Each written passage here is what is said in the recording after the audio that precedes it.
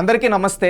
జగన్మోహన్ రెడ్డి గారి మానస పుత్రిక సాక్షి, దానికి పేరు మాత్రమే సాక్షి. దాంట్లో వచ్చేదంతా అసత్యాలు, అన్ని అబద్ధాలు, తప్పుడు కథనాలు మాత్రమే. నిన్న ఫీజు రియంబర్స్మెంట్ గురించి వాళ్ళకి ఏది నోటికొస్తే అది రాసేశారు. దాంట్లో వాళ్ళ గురించి సూటిగా ఒకటి అడగదలుచుకున్నాం. ఫీజు రియంబర్స్మెంట్ అని విద్యార్థుల జీవితాలతో ఆడుకునింది గత 5 ఏళ్ళు జగన్మోహన్ రెడ్డి గారు కాదా? దానివల్ల రాష్ట్రంలో ఎంతో మంది విద్యార్థులు నష్టపోయింది వాస్తవం కాదా జగన్మోహన్ రెడ్డి గారు? ఈ రోజు విద్యా వ్యవస్థను మొత్తం భ్రష్టు పట్టించేసి, ఫీజు రియంబర్స్మెంట్ వ్యవస్థని భ్రష్టు పట్టించేసి, ఈ రోజు మీ పేపర్లో, మీ మానస పుత్రికలో తప్పుడు కథనాలు రాయించడానికి సిగ్గులేదా జగన్మోహన్ రెడ్డి గారు? సూటిగా అడగదలుచుకున్నాం. గతంలో ఫీజు రియంబర్స్మెంట్ విధానం ప్రాపర్గా ఉండేదాన్ని మీరేదో జగనన్న మీ పేరు పెట్టుకొని వసతి దీవెన, విద్యా దీవెన అని చెప్పి దాన్ని ఫీజు రియంబర్స్మెంట్ దాన్ని ఏదో కొత్తగా ఇస్తున్నట్టుగా మసిపూసి మారేడికాయ చేసింది వాస్తవం కాదా?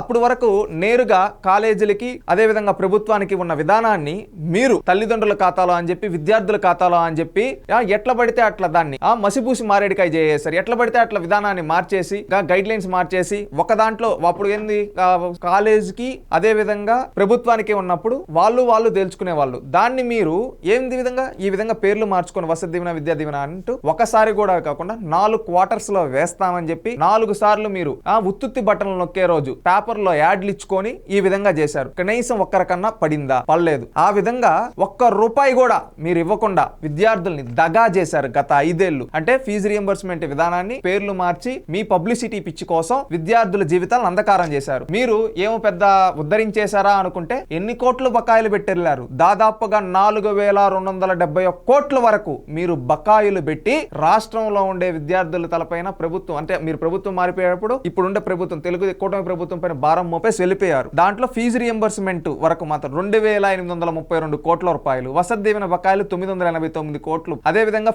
పీజీ విద్యార్థులకు ఫీజు రియంబర్స్మెంట్ 450 కోట్లు. ఇంకొకటి ఏంటంటే మీరు గొప్ప మహనీయులు పీజీ ఫీజు రియంబర్స్మెంట్ ని గంగలో కలిపేశారు గత 5 ఏళ్ళు. ఈ విధంగా బకాయిలు పెట్టి వెళ్ళిపోయారు.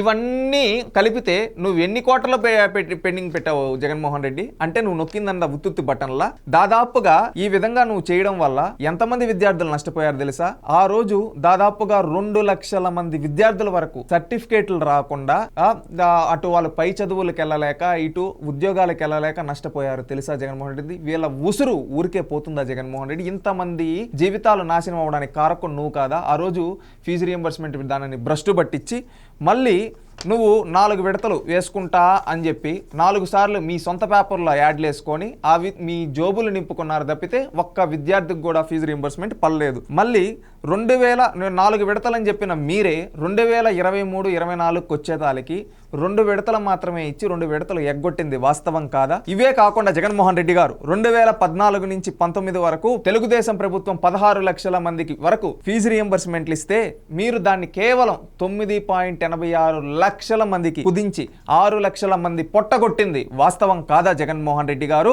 ఈ విధంగా 6 లక్షల మంది విద్యార్థులకి ఫీజు రియంబర్స్మెంట్లు ఇవి రాకుండా అడ్డుకునింది మీరు కాదా? 5 ఏళ్లకు ఏడాదికి 4 విడతలు చొప్పున 20 విడతలకు గాను కేవలం 16 విడతలు మాత్రమే అమలు చేసి 4 విడతలు ఎగ్గొట్టి 4271 కోట్లు బకాయిలు పెట్టిన నీచ చరిత్ర నీది. నువ్వు ఈ రోజు మాట్లాడుతూ ఉన్నారు మీరు ఫీజు రియంబర్స్మెంట్ గురించి. మళ్ళీ కొన్ని విషయాలు నేను ప్రస్తావించదలుచుకున్నాను. 2022లో శ్రీకాకుళం ప్రాంతానికి చెందిన యువతి పోలీస్ స్టేషన్ ముందే కిరోసిన్ పోసుకుని ఆత్మహత్య చేసుకునింది ఫీజు రియంబర్స్మెంట్ ఇష్యూ ఉండి. వాస్తవం కాదా? అదేవిధంగా 21-22లో 4వ క్వార్టర్ నగదు విడుదల చేయకపోవడంతో విజయవాడలో ఒక కాలేజీలో 60,000 ఫీజు కట్టలేదని చెప్పి ఎగ్జామ్ రాయనీయకుండా ఆపింది వాస్తవం కాదా జగన్మోహన్ రెడ్డి గారు? విద్యార్థుల ఫీజు కోసం లీగల్ నోటీసులు ఇప్పించింది మీ ప్రభుత్వంలోనే కదా జగన్మోహన్ రెడ్డి గారు? ఇదే కాకుండా డిసెంబర్ 17, 2023 నెల్లూరు జిల్లా కావలిలో ఒక కాలేజీలో ఫీజు రియంబర్స్మెంట్ రాలేదని దాదాపు 30 మంది ఫైనల్ ఇయర్ నర్సింగ్ విద్యార్థుల్ని బయటికి పంపించింది వాస్తవం కాదా? ఈ విధంగా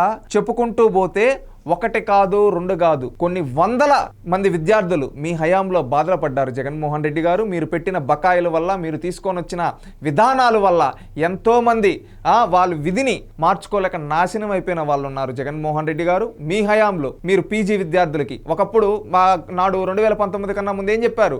పూర్తి ఫీజు రియంబర్స్మెంట్, పీజీ విద్యార్థులు మీరు ఏం చదువుకున్నా చదివిపిస్తా అని చెప్పావు. కానీ నీ రియాలిటీ ఏంటి?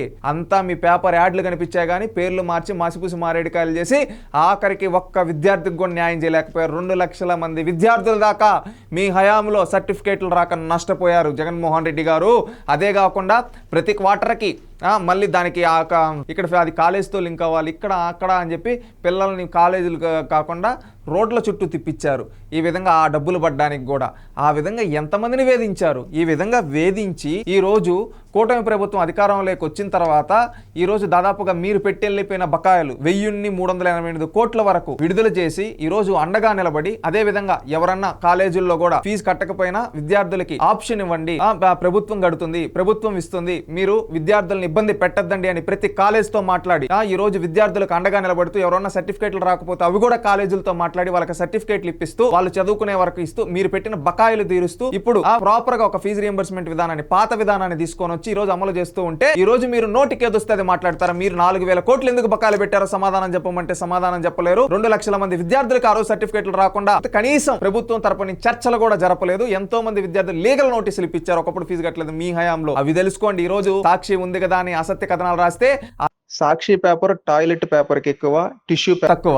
కనీసం టిష్యూ పేపర్ అన్న తుడుచుకునే దానికి పనికి వస్తుందేమో, మొహం తుడుచుకునే. సాక్షి పేపర్ అందుకు కూడా పనికి రాదు. సాక్షి పేపర్ ఎందుకు వాడుతున్నారంటే అక్కడ అంగళ దగ్గరికి పోతే అక్కడ చూపిస్తారు వాష్రూముల్లో కూడా వాడుకునే దానికి పనికిరాని పరిస్థితుల్లో నీ సాక్షి పేపర్ పడిపోయిందయ్యా. అలాంటి సాక్షి పేపర్ను పట్టుకొని క్రెడిబిలిటీ లేని పేపర్ ని నువ్వు ఊరికే రుద్దతా ఉంటే ఎవ్వరు చూస్తూ ఉండరు. మీ అసత్య కథనాలకు మీరు భారీ మూల్యం చెల్లించుకుంటారు. గుర్తుపెట్టుకోండి, విద్యార్థుల ఉసురూరికే పోదు. ఈ రోజు కూటమి ప్రభుత్వంలో అభివృద్ధి జరుగుతూ ఉంది. ఈ రోజు విద్యార్థులకు విద్యా వ్యవస్థలో ఒక సమూలమైన మార్పులు తీసుకొని వచ్చి ఫీజు రియంబర్స్మెంట్ విధానంలో కావచ్చు, అదేవిధంగా ఎడ్యుకేషన్ సెక్టర్ లో కావచ్చు రిఫార్మ్ తీసుకొని వచ్చి, అదేవిధంగా చదివిన వాళ్ళకి స్కిల్ డెవలప్మెంట్ ద్వారా ట్రైనింగ్స్ కావచ్చు, అదేవిధంగా రేపు జాబ్ ఆపర్చునిటీస్ కావచ్చు, వీటి కోసం ఒక ప్రాపర్ గా పటిష్టంగా వెళ్తున్నారు. ఇది చూసి ఓరవలేక మీరు ఈ రోజు ఏది పడితే తప్పుడు కథనాలు రాస్తే ఆ తప్పుడు కథనాలకి రేపు మీరే బలవుతారు. గుర్తుపెట్టుకోండి. Please subscribe to Leo news for more videos.